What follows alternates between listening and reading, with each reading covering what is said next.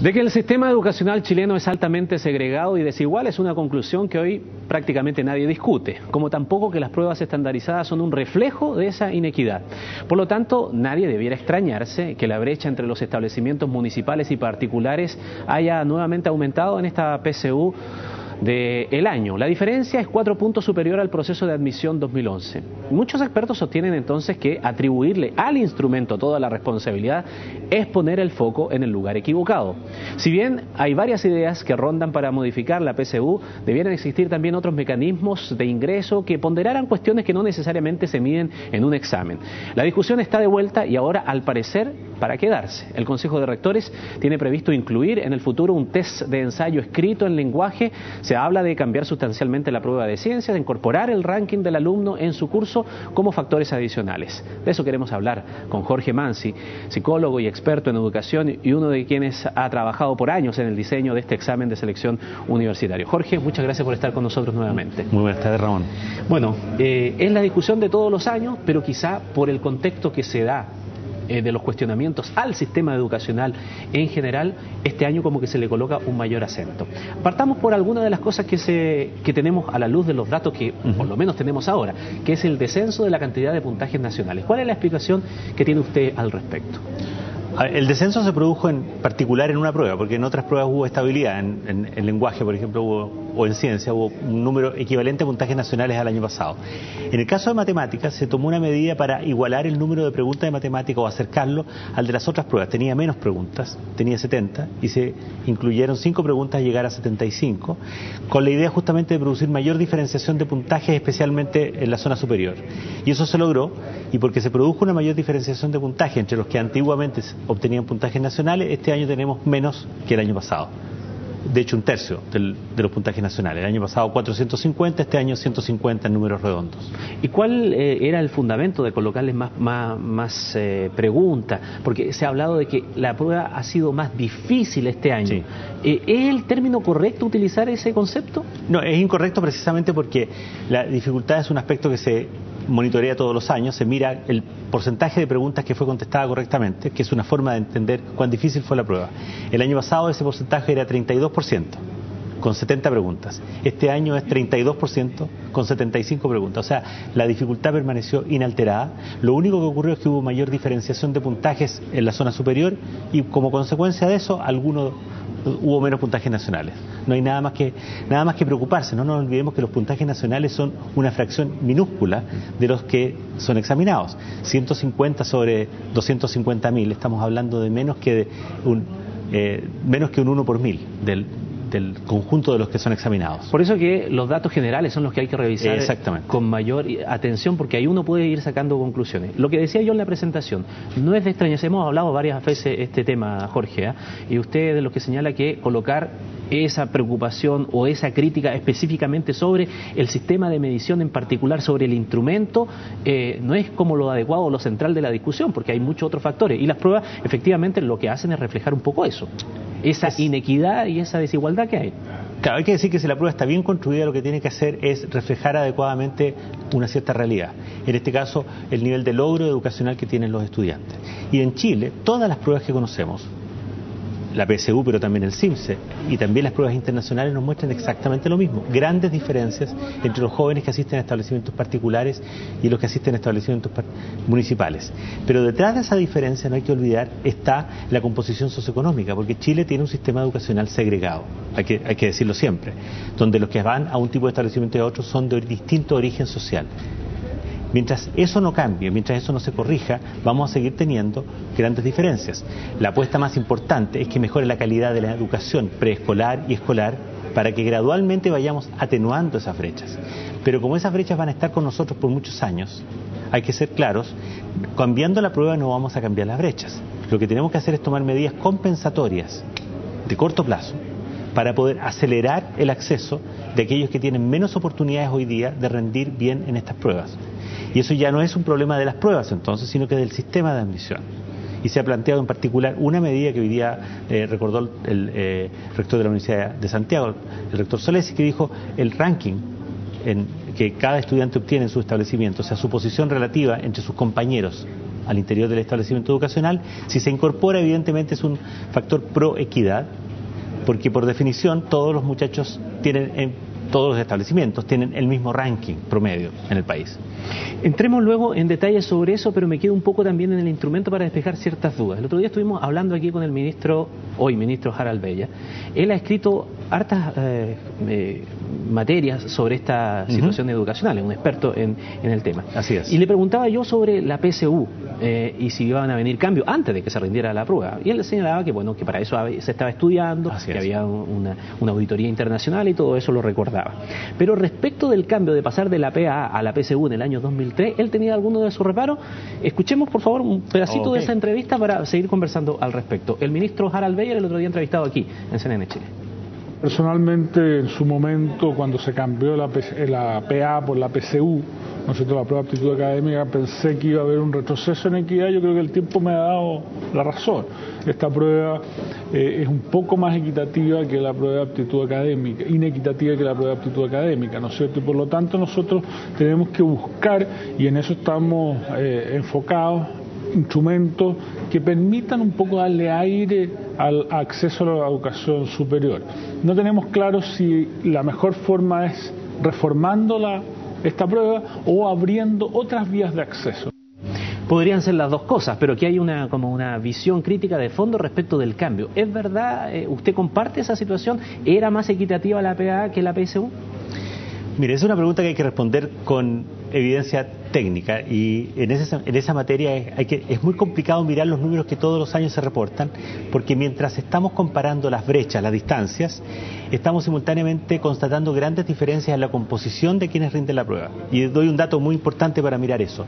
El año 2006, a fines del 2006, luego de la revolución pingüina que tuvimos ese año, los que rindieron la prueba de admisión se les otorgó gratuidad virtualmente casi todos los jóvenes que rendían la prueba. Eso amplió la composición de quienes rendían la prueba. Había grupos que no estaban rindiendo la PSU, a partir de ese momento la rindieron. Pero con eso también, al ampliarse la base socioeconómica, se amplió la disparidad. Y entonces, si nosotros estamos comparando los datos de la PAA, cuando los que la rendían del sector municipal eran muy distintos a los municipales que la rinden hoy, porque hoy día rinden más jóvenes municipales y más jóvenes técnicos profesionales que antes, no estaríamos comparando peras con peras, sino que peras con manzanas. Por una cuestión de cantidad y probabilística nada más, matemática. Porque la composición es distinta.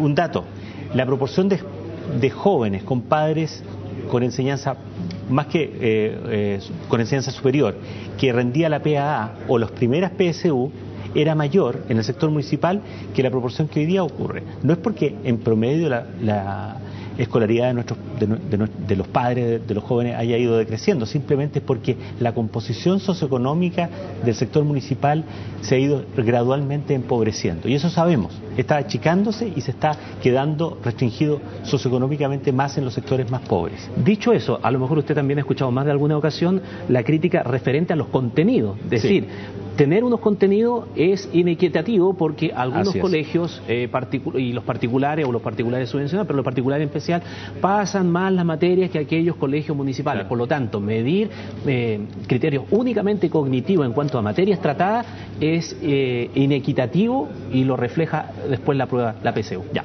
Déjeme terminar el punto previo porque ya quedó en el aire. Yo hice un argumento para decir simplemente, bueno, no estábamos comparando peras con peras. Para comparar peras con peras tenemos que necesariamente introducir ajustes estadísticos, no se puede evitar hacerlo, y cuando uno hace eso lo que percibe es que la brecha que teníamos antes es muy parecida a la que tenemos ahora, es casi constante en el tiempo. De manera que no es un problema de la prueba, esencialmente. Podríamos cambiar la prueba y lamentablemente descubriríamos con otras pruebas que vamos a tener diferencias muy parecidas. Vamos ahora al segundo punto. El segundo punto tiene que ver con en qué se tiene que basar una prueba. ¿Se tiene o no que basar en la experiencia escolar? Chile tiene un currículum escolar obligatorio. No hay ninguna razón para que las mediciones educacionales no se basen en ese currículum nacional que es obligatorio. De otra manera, ¿en qué nos basamos? Y si nos basamos en el currículum obligatorio, efectivamente sucede que el grado en el cual ese currículum es efectivamente implementado difiere. Y tenemos como país que hacernos cargo de eso. Podríamos hacer un esfuerzo por alivianar la prueba mientras eso está ocurriendo, y a lo mejor esa es una buena medida. Y creo yo que con la discusión que se va a producir con el informe de este año, a lo mejor esa puede ser una recomendación. Pero convengamos que si hacemos eso de manera muy severa, vamos a agravar otra situación que el país no quiere ver, que es que nuestros jóvenes no estén aprendiendo aquello que se espera que aprendan. Porque seamos francos, si tenemos un currículum nacional es para que se implemente. Y si no se está implementando, tenemos que hacer el esfuerzo para implementarlo. Pero no tiene mucho sentido que nos tapemos la vista y hagamos que la prueba no nos muestre eso, porque la prueba tiene que mostrarnos la realidad de lo que está pasando.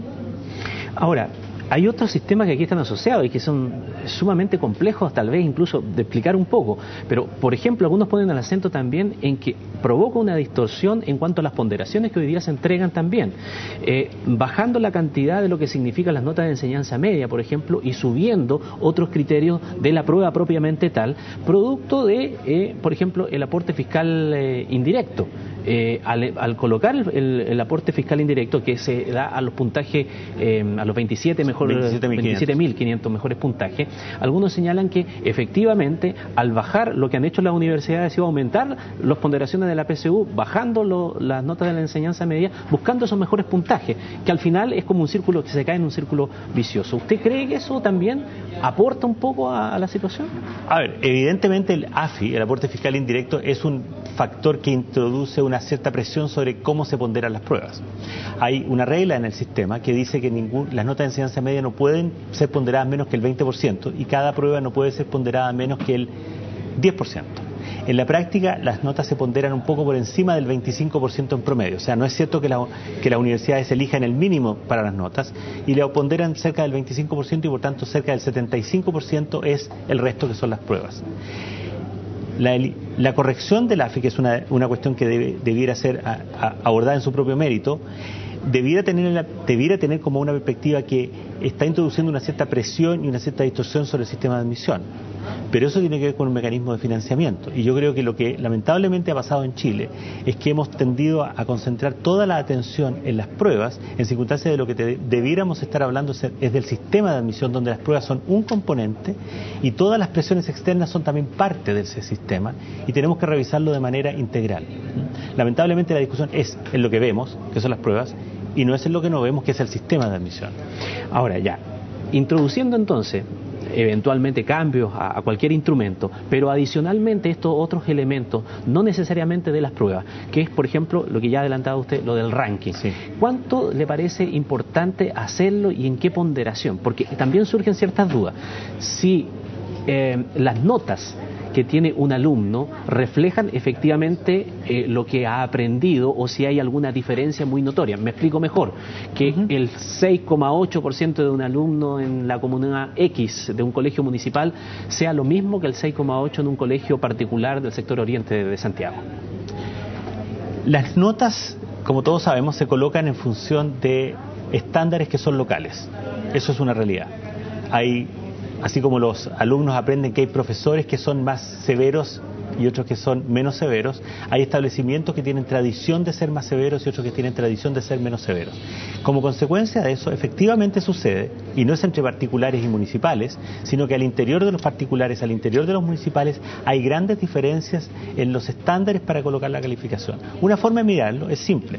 Si uno mira establecimientos que tienen, por ejemplo, 500 puntos en la PSU, en promedio, uno va a descubrir que hay algunos que tienen notas que favorecen mucho la incorporación de esos jóvenes a las universidades porque son más benignos, si usted quiere, y hay otros que son más exigentes y que por tanto perjudican la posibilidad de que los alumnos en realidad ingresen a la universidad. Eso es una realidad difícil de corregir porque son estándares locales. Pero sobre la base de eso está la teoría de que aquel alumno, porque esto también es un predictivo respecto de lo que, para eso se hacen las pruebas también, ¿no es verdad? O el sistema de ingreso, un predictivo de lo que pueda suceder luego también en la enseñanza superior, para no vender ilusiones, por decirlo de alguna manera también. El muchacho, está comprobado que el muchacho que tiene un buen rendimiento independiente del lugar en donde estudie, si a él le va bien allí, es un factor a considerar muy importante porque tendría que irle bien también en la educación superior. Sí, y por una razón muy fundamental. El buen rendimiento previo es siempre predictor del buen rendimiento futuro, porque detrás del buen rendimiento está no solamente una cuestión de habilidades, sino que también de hábitos, de actitudes hacia el estudio, que tienden a ser estables en los niños y en los jóvenes. Por tanto, el esfuerzo de 4 años en la enseñanza media es un muy buen predictor de cuánto se va a esforzar y va a rendir la persona en la enseñanza superior, y de hecho está demostrado, todos los estudios de predicción de éxito en la universidad demuestran que las notas son un buen predictor, pero también es un buen predictor y muy parecido a las notas la prueba de matemática y la prueba de ciencia, de lo que hoy día son las PSU. Entonces, en ese sentido tenemos claro que las notas están reflejando un antecedente que es relevante, pero sobre el cual existen distintos estándares, y no olvidemos la pregunta previa, porque la pregunta previa nos advierte que a pesar de esa buena predicción, esto se da en un marco en el cual hay muy desiguales formas para colocar las notas, y eso tiene que ser también analizado y abordado, porque creo que como parte del sistema de admisión, porque de nuevo las notas no son pruebas, sino que son reflejo de un esfuerzo sostenido de 4 años, que son calificaciones que otorgan los establecimientos.